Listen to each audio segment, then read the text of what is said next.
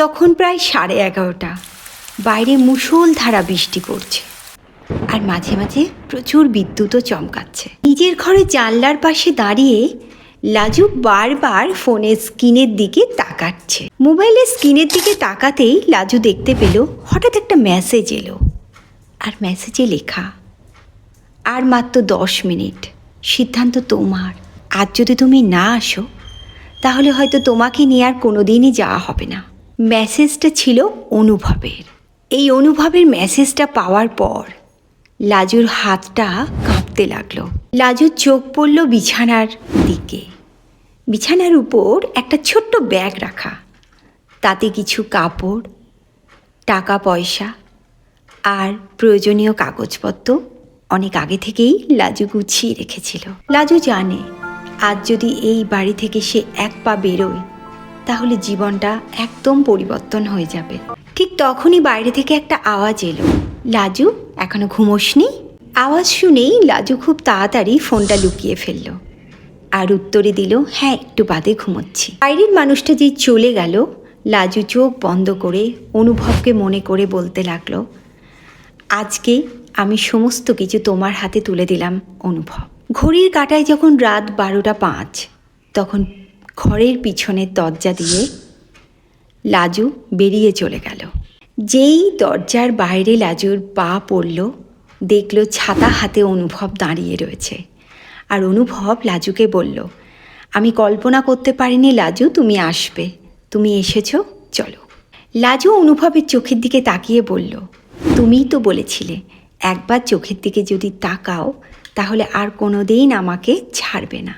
অনুভব সঙ্গে সঙ্গেই তার হাতটা লাজুর দিকে বাড়িয়ে দিল।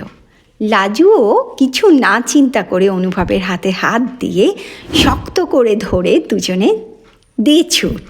কিছুক্ষণ ছোটার পর লাজু একটু থমকে গেল, আর পিছনে ফিরতেই দেখল একটা লাইট তাদের চোখে পড়ছে। মানে একটা গাড়ি যেন তাদের দিকেই এগিয়ে আসছে, আর সেই গাড়ির লাইটটাও দেখে লাজু একটু অবাক হয়ে গেল। লাজু অনুভবকে বলল, কোনো ট্যাক্সি মনে হয় আমাদেরকে ফলো করছে। অনুভব পিছনের দিকে তাকালো, একটু চিন্তা না করেই একটা ট্যাক্সি যাচ্ছিল, সেটাকে থামিয়ে দুজনে মিলে চেপে পড়ল। গাড়িতে চেপিয়ে অনুভব বলল, দাদা একটু তাড়াতাড়ি চালান, আমাদের খুব তাড়া। আর পিছনের দিকে লাজু কিন্তু সেই গাড়িটাকে ফলো করছে। দেখছে গাড়িটা তাদের গাড়িকে ফলো করে এগিয়েই আসছে। ওই গাড়িটা যদি আমাদের কাছে এসে আমাদেরকে ধরে ফেলে? অনুভব বলল, আরও শক্ত করে হাতটা ধরে লাজুকে বলল, যদি ধরেও ফেলে তাহলে আমি বলবো আমি লাজুকে নিয়ে পালাইনি, আমরা দুজন একে অপরের সঙ্গে সংসার করার জন্য এক হয়েছি। গাড়িটা হঠাৎ চলতে চলতেই নির্জন রাস্তায় খারাপ হয়ে গেল। গাড়ি চালক অনুভবকে বলল, গাড়ি আর যাবে না, গাড়িতে গণ্ডগোল হওয়ায় গাড়ি আর যাওয়া সম্ভব নয়। তখন বাধ্য হয়ে অনুভব আর লাজু গাড়ি থেকে নেমে পড়ল নিজেদের জিনিস নিয়ে।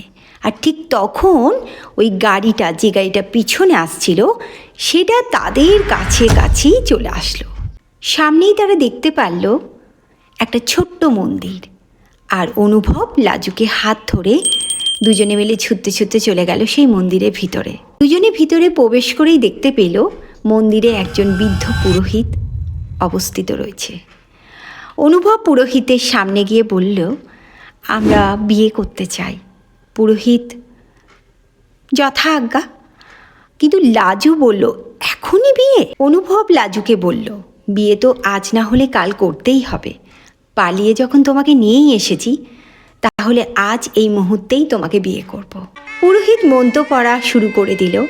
তারপর ঠাকুরের সিঁদুরটা অনুভবের হাতের কাছে দিল। অনুভব সেই হাতের সিঁদুরটা নিয়ে লাজুর মাথায় পরিয়ে দিল।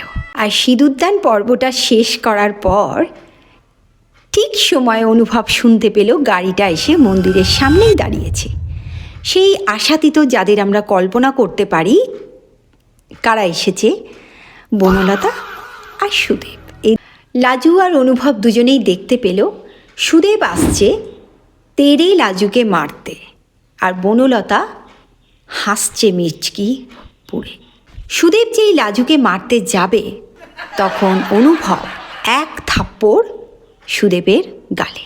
সুদীপ মার খাওয়ার পর চোখ লাল করে অনুভবকে থেট দিল, আমরা দেখে নেব কি করে তোরা সংসার করতে পারিস, তাও আবার সুখের।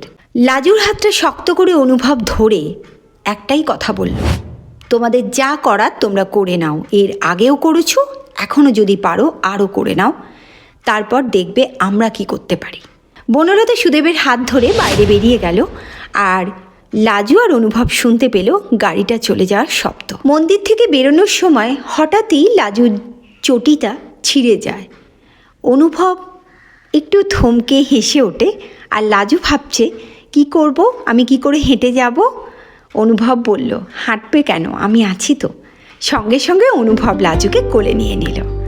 তারপর তারা আস্তে আস্তে নিজেরা রাস্তার দিকে এগোতে লাগলো। এবার তাদের একটা ট্যাক্সি জোগাড় করতে হবে, তারপর বাড়ি ফিরতে হবে। এই গল্পটা যদি তোমাদের ভালো লাগে তাহলে সাবস্ক্রাইব করো, আর পরের গল্পের জন্য ওয়েট করো।